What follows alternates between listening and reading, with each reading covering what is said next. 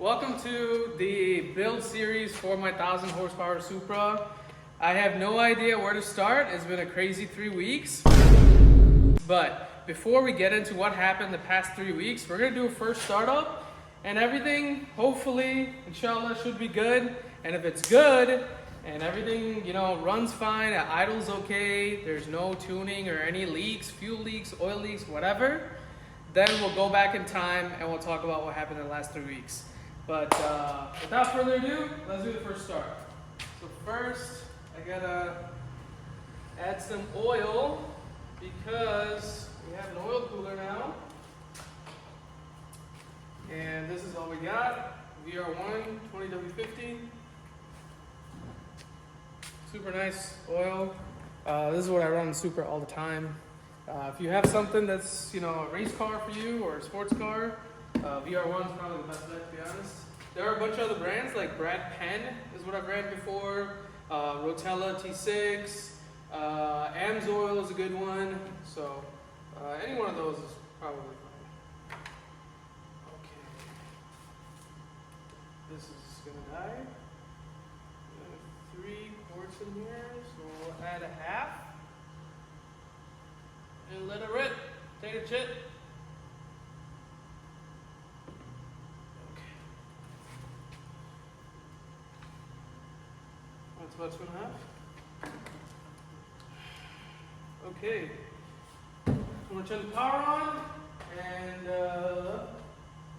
I think it'll be time for the first start, boys. Oh, I'm gonna connect the laptop too, just to make sure that if I need to see anything, I could. This is nerve-wracking.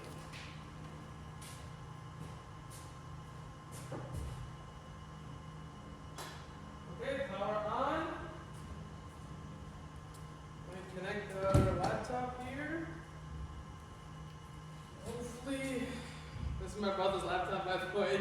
He is giving me the dirtiest look on camera. Straight, just be jacking my stuff. But hopefully this has enough battery, and it doesn't. So let's plug this up. Let's get this going. Hopefully we'll be good. Where'd you put the flashlight?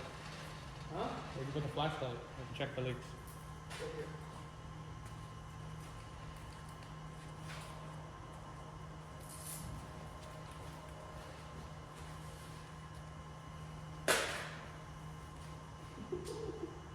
This guy can't have anything nice. Nothing nice.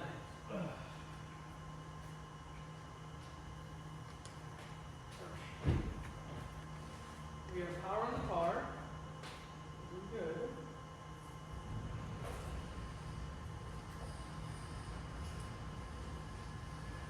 All right.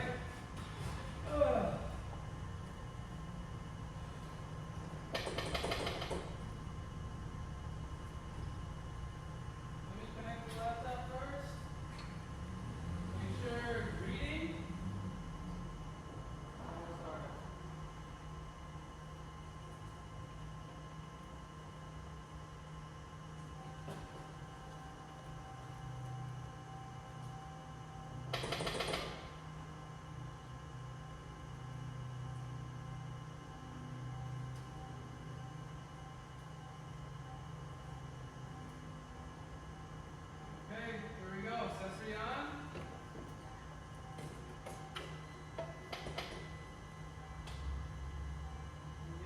A little longer than a few minutes later.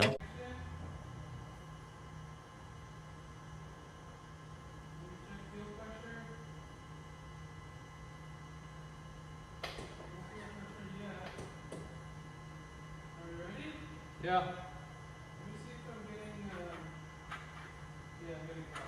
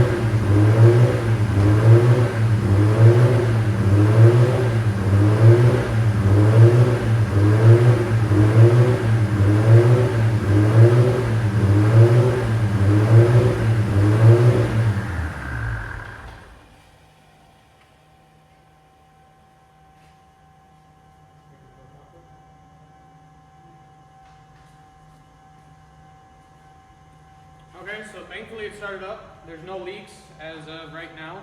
The idle, you can see, is kind of jumpy. We had actually fixed that in the previous tune. We're thinking that now, because it's drive-by-wire, obviously we have the new intake manifold, we have the new throttle body, everything. So it was calibrated, but now that the car started, you know, obviously there's different variables. It actually has fuel pressure and different things that affect the idle. So we're gonna go ahead and have the tuner remote in at some point. Yeah, so I'm just talking to the tuner right now. I just texted him saying that, hey, car starts great, we're getting a bumpy idle, and I've had this issue before because I had a remote idle air control valve, and that's deleted now because we have drive-by-wire. So he said he's gonna remote in right now, and the next shot will be, we're gonna take you inside the car and show you all the parameters, and we'll have him remote in, and we'll call him, we'll talk to him on the phone and see if we can fix the idle.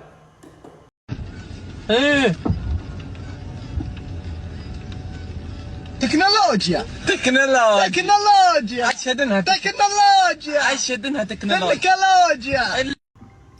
Got the tuner calling. Let's get this idle fixed.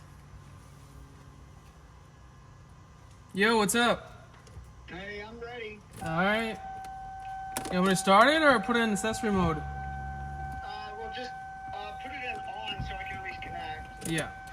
Alright, so we're in on. Let me close this door. Can you tell me what it did?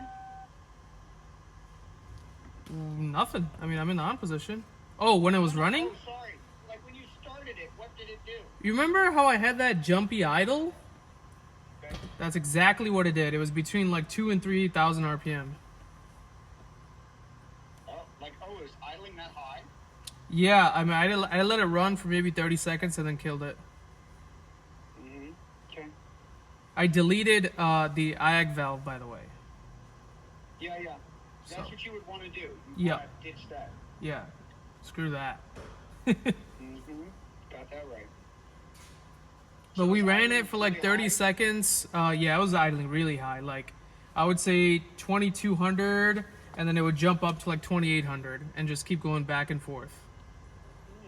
Okay. But we checked for leaks. It was all good. Okay, fire it up. All right, let's fire it up. No throttle, just turning the key. Oh,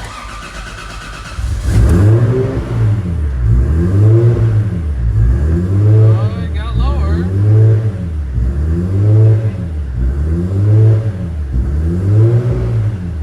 No change.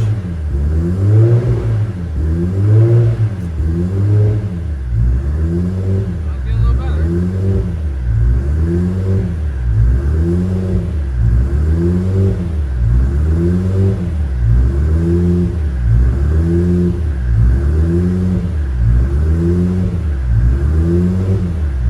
Feels like it's like hunting. Oh, you're good. Oh yeah, buddy.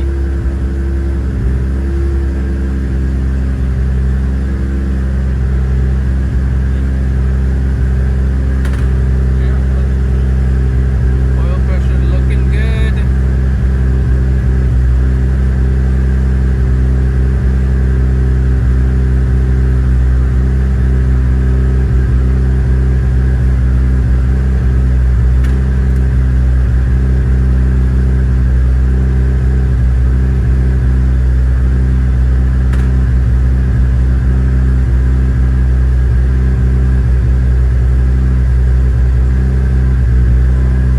He's changing the idling parameters, the idle target tables, so hopefully that'll make it idle much nicer. He's messing with the idle parameters. I don't know if you guys can hear me, because my brother keeps telling me to yell, because y'all can't hear me because the car's so loud. It's not that loud, so if I'm yelling at you, you can blame him. But we're messing with the idle parameters right now. So as you can see or hear, hopefully, the idle's getting much smoother.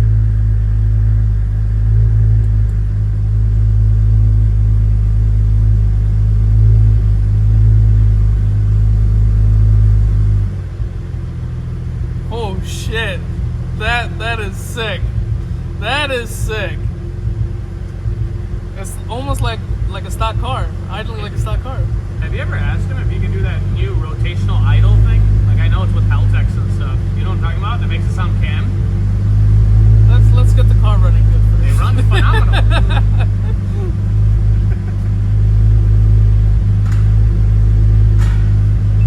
My brother is asking if we can make it sound like a cammed car and have it chop.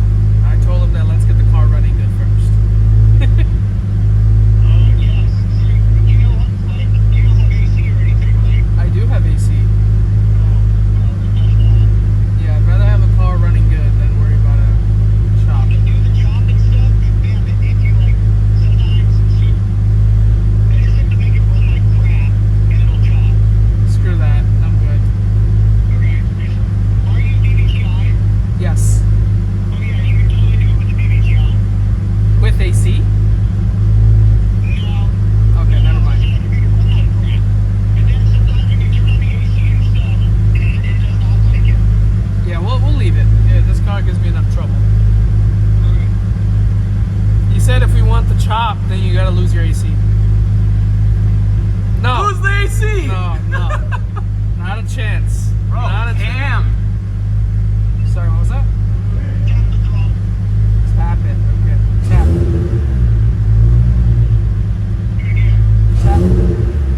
Do it again. Do it again. Do it again. Do it again. Do it again.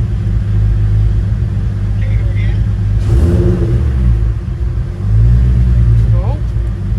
Close one. Do it again.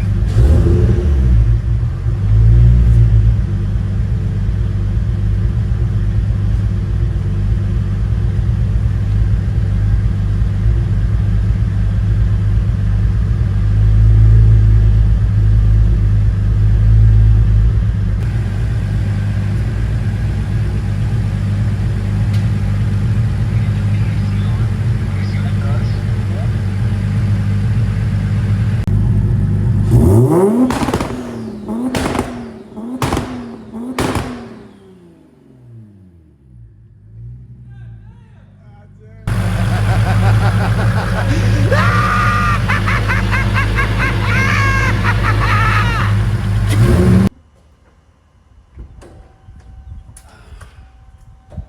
Okay. Breaking this charger again, sorry. Awesome. So, as you guys could see, the first startup went pretty good. I didn't think it went terrible, but we had this really high idle. It was jumping up and down, doing all crazy sorts of stuff. And basically, I got the tuner on the phone and had him adjust the idle target trims. I think we might have gotten some shots of that as well. My tuner, JR Crosby, he is awesome. He works with 2JZ Motorsports, which is a pretty popular shop. And he also does remote tuning for anyone. He also does dyno tuning.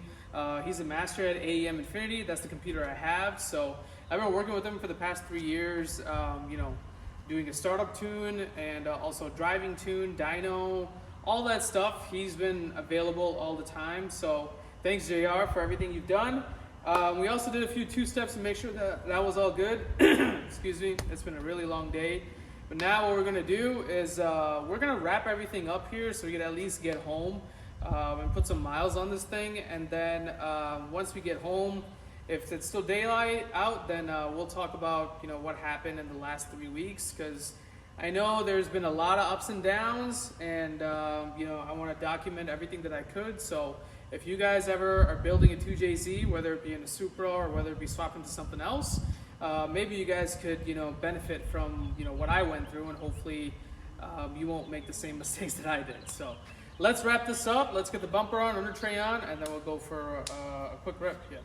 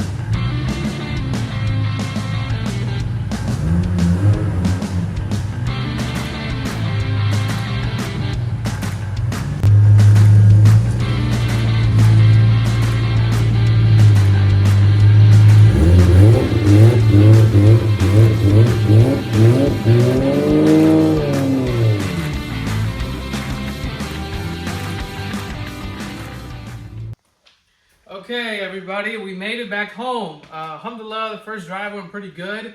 We did have a few issues, and we still do. So before we get into all of that, I wanted to walk you guys around the engine bay and kind of point out what happened. I'm also going to put up, you know, like clips and small videos in the corners to show some of the parts, because there's a bunch of stuff that's already hidden under the intake manifold. So let's get to it. Okay, so as you can see, we have the MCC Loyalty intake manifold along with their fuel rail kit. Now, if you're planning to get this, make sure that your injectors are of the size that they talk about, which is 14 by 14 by 60. And unfortunately, on my stock rail, I did not need that tall of an injector. I needed the shorty ones, which is what this car came with originally. So I thought that those would work on this. Unfortunately, they did not. When that happened, everything was basically put on a pause until I could find these purple top hats that you see here, or we cut down these bolts that hold in the fuel rail. You can see that right there. There's one there, and then there's one in the back, right by the cam sensor. Yeah, right in the corner. So we went back and forth on whether we should cut those bolts or order hats. And the shop that I was at was getting very, very busy. And we wanted to get this car done and out of there as quickly as possible. So I was just thrashing through my garage here, which we'll get a tour of later on in another video. But I found the box that these injectors came in when I purchased the car. It came with a bunch of extra stuff with it, boxes of parts, paperwork, all this stuff. Luckily, one of those boxes was the Injector Dynamics box. I confirmed the part number. It was the right one that was on the car. And then when I opened the box, it had the top hats in it. So we really got lucky on that. So the next day, we went and put those top hats on. They fit perfectly. All the clips were there. Everything was awesome.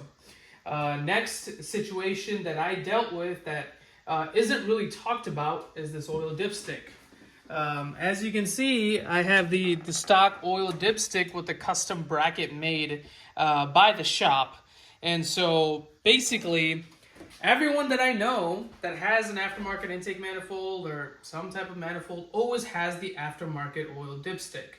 Now, I'm told by locals, and again, you can do your own research on the internet or whatever the case is, that any aftermarket oil dipstick does not show the true oil level that's in the block. And for that reason, you know, the people that told me this, they've been building cars, and, you know, they're the fabrication shop, and they do everything. They build like 7-second, you know, American muscle cars that do 200 in the quarter mile, you know. So those cars are insane. And they said that, you know, keep your stock dipstick. If you have to bend it, you have to make another bracket for it. They would rather do that 1,000 times over getting a universal aftermarket oil dipstick. So that's what we did. We painted the jacket of it, or, you know, the housing of it, black to kind of match everything. I do apologize that it is super dirty here. It's right there, this guy. I do apologize, the engine bay is super dirty. We are going to clean it up and get the car looking perfect, and that'll be for another video as well. But this is just the initial impressions, the first drive. Let me tell you, if you do not have drive-by-wire, you need to get it ASAP. The reason why is it literally makes the gas pedal instant. Like, if I touch it, it automatically responds. There's no lag, there's no delay, there's no like free play in the pedal like it would be on a cabled car. There's no feeling of a like it's pulling a cable. You have that feeling in older 90s cars. Once you go drive-by-wire, it is absolutely insane how sensitive that throttle pedal is. And I basically have to relearn the car because I was revving it too much when I was taking off and letting the clutch out. So even my brother thought it was insane. He was saying it was more sensitive than his BMW. So if you don't have drive-by-wire, I 1000% recommend it on the initial first drive. The nice thing is I deleted my IAC valve. I do not have that BS anymore where the idle gets jumpy around. Anytime I change ethanol content, it goes all over the place. It goes berserk. I don't have any of those issues anymore thus far. All I do is literally like a normal car, even though we're hoping to make 1,000 horsepower, I turn the key. I don't have to give it any gas. I don't have to give it anything. And it turns on within a snap. That was really cool, and that was fixed by the tuner, JR. Thanks to JR, he really hooked it up. He's available almost all the time, and you know, he could get you in within a few days if you need a small tweak. But if you need a full tune, then he usually will book you out for the entire day. So if you have a JZ, if you have a AEM, he's the guy to go to. He does tune almost anything. So I'll put his social media in the description if you guys want to hit him up. Next. And also the one thing, because the IAC is deleted, so if you can see actually right back there, that area is cleaned up. So if you guys decide you want to move the power steering reservoir there, or you want to put something else there, like how we have the coolant overflow or whatever you want to put there, now you have space to actually do that. Yeah. The IAC was mounted there in the past. It was literally right here. It was mounted to this and it was kind of blocking. It was like this big. So definitely we'll free that up. Oh, one thing that I'm missing that I have to get is the throttle body block-off plate. This is where the throttle cable block-off plate. The old throttle cable came out through this hole, and it was kind of, you know, I had a bracket that would bolt here. They make a block-off plate. I got to order that, cover that up, and finish that up. Next thing is the power steering reservoir. So the power steering reservoir, I have the PHR line kit here, which kind of converts everything to AN lines, which is really nice. But that's if, you know, I have my power steering reservoir right here. Now, I've watched YouTube videos like Pure Function and a few other guys that have their power steering reservoir here, but for me, I didn't like that because of the serviceability aspect. If I ever want to take this intake manifold out, I have to move that power steering reservoir, which sucks for me. And knowing my luck and knowing this car, we're probably going to be adding parts or upgrading parts or removing and reinstalling stuff all the time anyways. So we decided to move it here in the back where it's free and clear of everything. It's just universal chase bays power steering reservoir. Nothing crazy. There's a -6 that goes to the rack, and then a -10 that goes to the pump assembly. So, and the nice thing about this is we didn't have to extend this line because this fitting that PHR provides is a rotational. So there's a little kind of like a stopper that you screw onto it wherever you want to position your line. So that is really helpful if you have an aftermarket power steering line kit or whatever you have that's aftermarket. If you have a stock one, probably going to have to upgrade the line at the minimum. Next thing that I had to go through is obviously the new cold side intercooler piping. Now, the stock one, definitely everybody knows it's basically common sense. It's not going to work. So either you go to your local fab shop or your local, whoever that works on these cars, they're going to have to get you an entire new pipe. Now, I made mine 2 pieces because I want to be able to take the top off and the bottom off separately if I have to. Now, yes, that's another possibility for a boost leak, but if you do it right, you have good clamps, you have a good coupler, shouldn't be an issue. And the shop that we were working, on the car also made a really nice hole. You could see, like, it is super, super tight, which is really nice. I do have to add, like, a gasket or, like, some type of rubber material to cover that. Or if someone makes a nice kit that, covers that completely, that would be nice instead of leaving the bare metal. Eventually, we're going to get all the pipes powder-coated black anyways, so this is just for now. He added the IAT bung on here. He added my new, he had to get a new teal blow-off valve flange because the old one wasn't going to work. So yeah, that's one big thing that I had to deal with. So that's 1, 2. Third thing that I had to deal with is this coolant tank reservoir. So initially, I had like the Amazon special coolant tank, and it was on the passenger side. Right here, it was a small little box. It was zip tied, and that wasn't a permanent solution. So while I was there, while he was making this intercooler pipe, I said, "Hey Joe, why don't you make this for me as well?" He's like, "All right, cool." He made this super nice. I mean, it's basically a box, and he customized it to fit properly. He made this bracket so it will attach onto the radiator. So super clean, super nice. I mean, it's not, super extravagant. It's not rocket science. It's just a simple box. But if you have a good welder, fabricator, whatever you want to call them, this will make the world's difference. As you can see, the cold side pipe fits absolutely perfect. Doesn't wiggle, nothing. Same thing with the coolant tank. Fits perfect. No issues. And then we had to deal with a fuel line here. So if you have a stock fuel line, or you have, the radium fuel rail, this fitting is a 90-degree on that one. And unfortunately, a 90-degree fitting is not going to work because your fuel line ends up kinking when it goes under the intake manifold. So what we did was we got a 120-degree fitting with a new line, and then the straight fitting at the other end that connects to the fuel filter. I'm not super happy with it. I think the most ideal solution is to get a 180-degree fitting so it doesn't touch anything at all. But just to get the car out of the shop, this was the best solution at the time. And then the biggest thing that we talked about in the first video is the oil sandwich plate. So I do want to give a huge shout out to PHR for going above and beyond. I hit them up and I said, "Hey guys, like, your plate doesn't fit properly and it doesn't really have any provisions for the oil pressure sensor, the stock one and the one for an aftermarket computer. And so what do you guys want me to do? Like, the PHR stuff is pretty expensive." So the guys at PHR were really nice. They helped me out. They basically told me like, "Hey, if you want to buy another sandwich plate, we'll help you out on that." In the meantime, they said that they're coming out with their own sandwich plate, and they'd be willing to swap mine out whenever that comes out. But I needed to get the car ready to go, so we went with a Chase Bay's sandwich plate. We were able to plug in our sensors, our oil cooler lines. Everything was great. I still use the rest of the kit from PHR because it was super easy plug and play. Now that's all hidden under the radiator plate. The PHR oil cooler kit bolts into, I guess, the core support. I'm not sure really what you want to call it.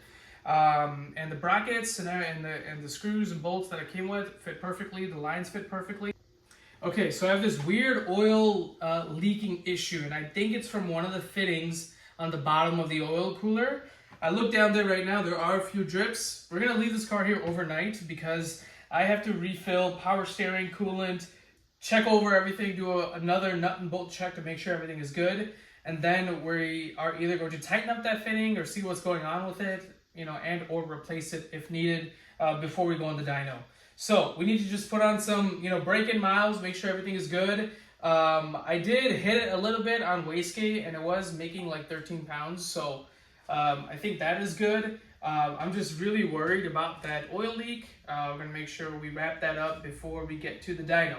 But, so we talked about the intake manifold, we talked about the dipstick, the fuel rail, the injectors, the coolant tank, the cold side piping, the block off plate. I think that is it. So it's been a crazy 3 weeks.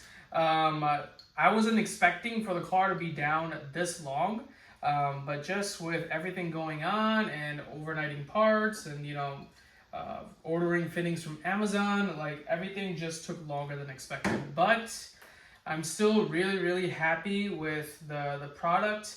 I know that whenever you're modifying cars, everything needs to be modified in order for it to fit.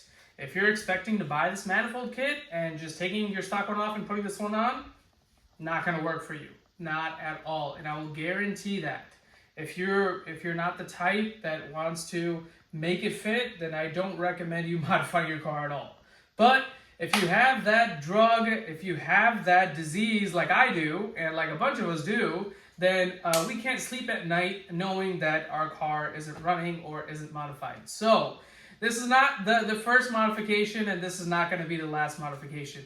Thanks everybody for watching. The next videos are going to be us tidying it up and hopefully going for a few drives, and we'll see how that goes. And we'll see you in the next one.